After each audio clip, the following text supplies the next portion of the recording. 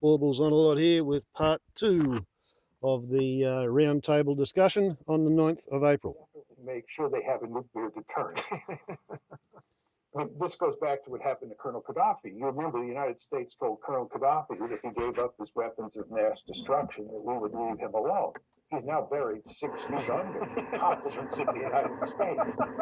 Right?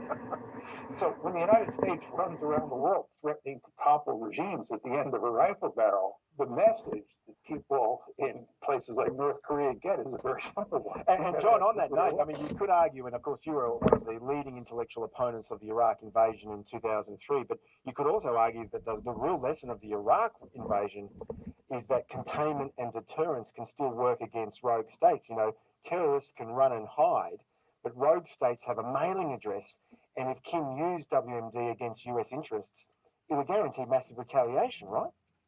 There's no question about that. But the thing is, Tom, all things considered, you'd rather have a situation where Iraq and North Korea and Iran and Syria and Libya did not have nuclear weapons, at least from an American point of view.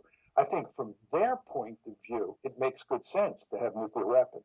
If I were an Iranian national security advisor, I would advise the government to get nuclear weapons as quickly as possible because they are the ultimate deterrent. I can assure you that if Iran had nuclear weapons, the United States and Israel would not be threatening to attack Iran. And states figure this out. But from an American point of view, it's not in our interest to see those countries have nuclear weapons. And the problem that you face when you run around the world talking about regime change and using military force to achieve that end is that you give those states very powerful incentives to acquire nuclear weapons.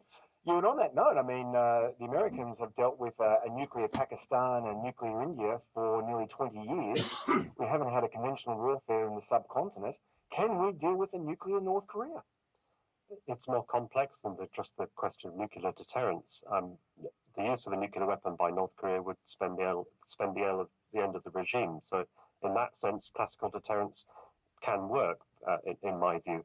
There may be an element of having to hold the nose about it, but let's bring it back to chemical weapons and make the linkage to Syria here.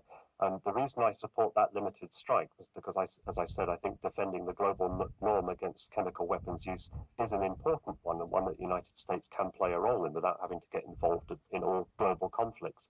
Let's not forget that North Korea has used chemical weapons in a targeted assassination on foreign soil in Kuala Lumpur's international airport just in the last few weeks. That's right, yeah. And if you're talking about a more subtle threat that North Korea poses, that implied deterrent also gives North Korea more strategic flexibility to flex its muscles in those sorts of asymmetric type ways.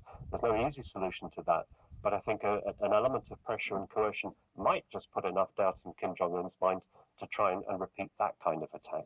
John, what do you make of all of this? I mean, is Kim mad, or is he just more interested in the survival of his North Korean regime?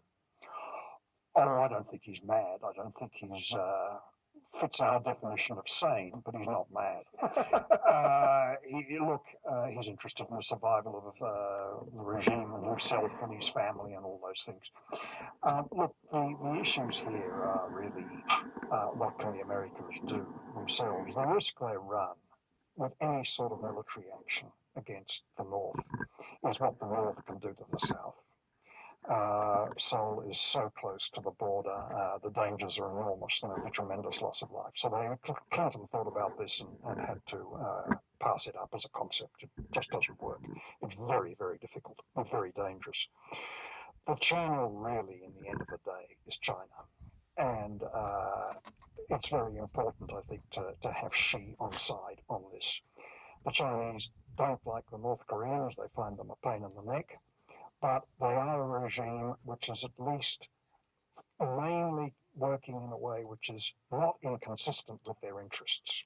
They're afraid, of course, of huge numbers of North Koreans flowing into China. They're afraid of a war which is started by North Korea. But it is at least a regime which is not an American regime. And everybody else around them is either anti-Chinese or anti-Chinese and pro-American at the same time. Yeah, and I suppose from China's perspective, they don't want to see the collapse of the North Korean regime because, among other things, it would lead to a refugee crisis, and you then have a reunified Korea likely to be under America's umbrella. Yeah. John, in Chicago, we've just had this US-China summit in Florida. Now, to hear the president tell it this week, the US president, the budding relations he has with China may yield positive results. How tough can Washington really be on China, John? I don't think that we can be terribly tough with China. I mean, I think you have to pick your issues here. As you remember, when President Trump was first elected, he talked to the president of Taiwan, which enraged the Chinese, and he indicated that the United States might abandon the one China policy. And that was interpreted as getting tough on the Chinese. I think that was a big mistake, and he's backed off that. So in that context, he couldn't get tough. And he can't get tough with the Chinese over North Korea. He's got to let the Chinese do what they can do to solve the problem. But he can't pick a fight with China over North Korea. I think the two places where we have to be tough with the Chinese are the East China Sea and the South China Sea. And I think what's happening there is we're approaching the point where we're going to have to draw some lines in the water.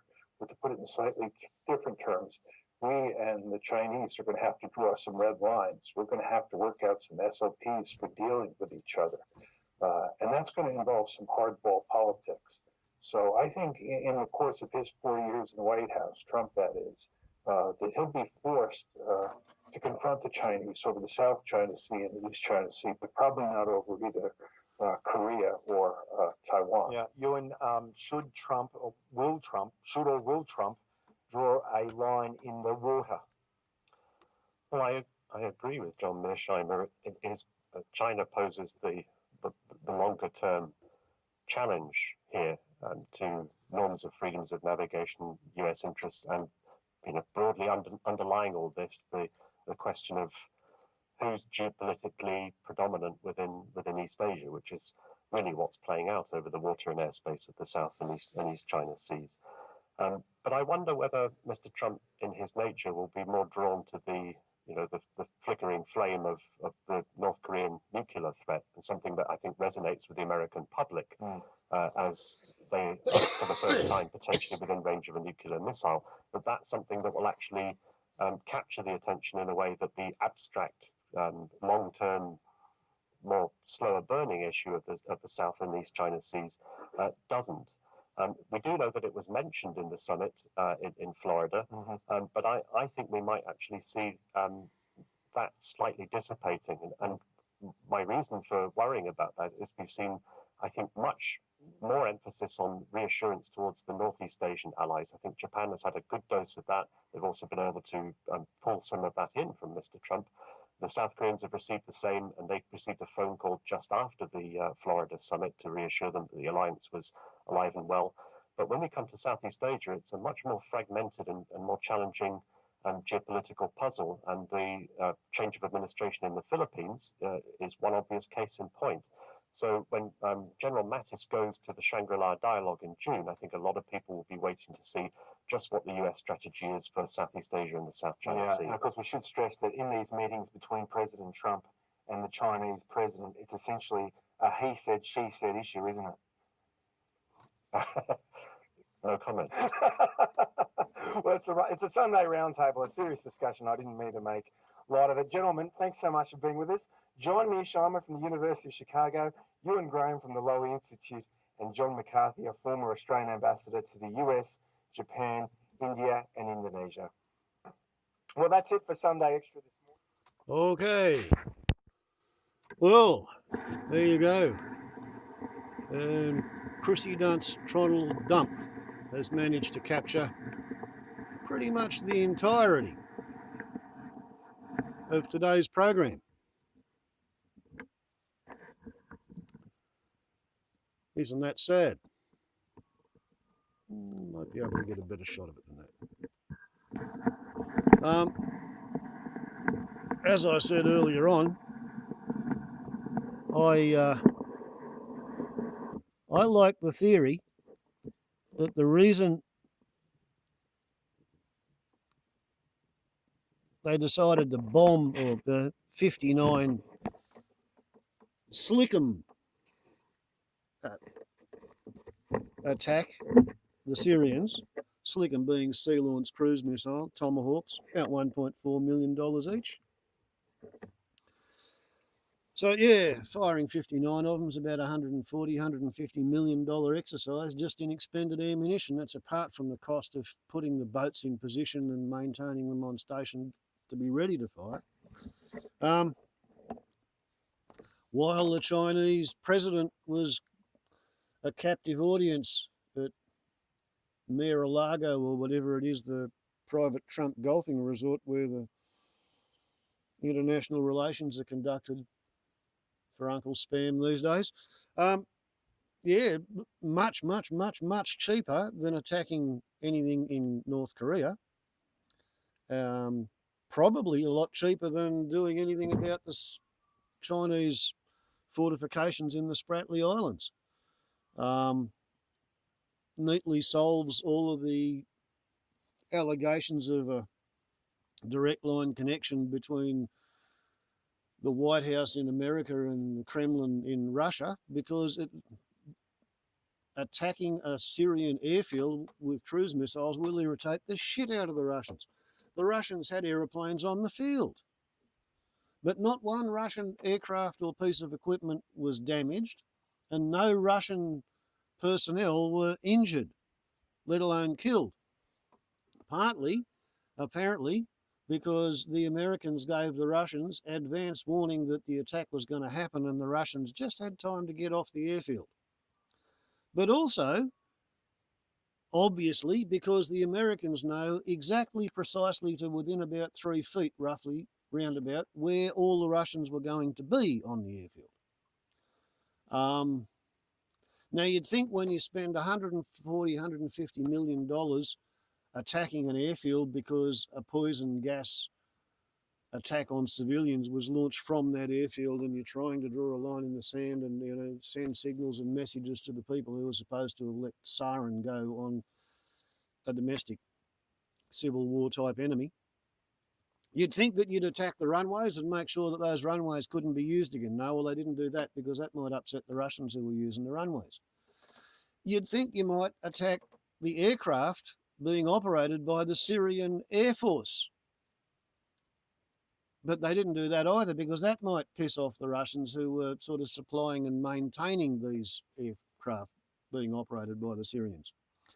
Apparently, the only thing that got attacked was some radar installations, automatic, more or less unmanned, perhaps some anti-aircraft gunnery installations, and non-operational aircraft belonging to the Syrian Air Force. So something that will look good on the video highlights, you know, taken from a drone up above in infrared thermal photography or whatever. So you're going to get to see eventually, when released from the Pentagon, pictures of aeroplanes on the ground getting hit, but none of them were operational. They were either derelict or being salvaged for spares. So, oh, golly gosh, $140 million worth of pointing out to the Chinese that if you push the Americans, they're likely to start firing indiscriminately, wildly. Well, not for military effect, but for public relations effect back home, to make gestures. And curious to note that ever since 1950, all of North Korea has been within range of a significant proportion of the United States arsenal of nuclear and then thermonuclear weapons. The whole time that North Korea has existed, they've been under the American nuclear attack threat. One of these idiot commentators mentioned that the Americans would have to get used to, for the first time, of being within range of an intercontinental ballistic missile with a nuke on the tip. Bullshit. That was what the whole Cold War was about, wasn't it? Russia had the ability to nuke America, and the Americans were terrified about it. America firing cruise missiles not sanctioned by the United Nations into Syria removes every justification for being frightened of North Korea on the grounds that they are a large military power in the grip of an irrational, ignorant, arrogant, hubristic, emotionally fragile individual who has no qualifications to make any of the decisions about using that stuff. Everything they say about the North Korean boy king, you can say about Trump. Idiots. Not idiot savants, just fucking idiots. And yeah, I think it's going to get messy, particularly if Putin and the Syrians decide to start attacking American assets. Warbles on a lot to YouTube. Ciao. By the way, I got a fridge magnet.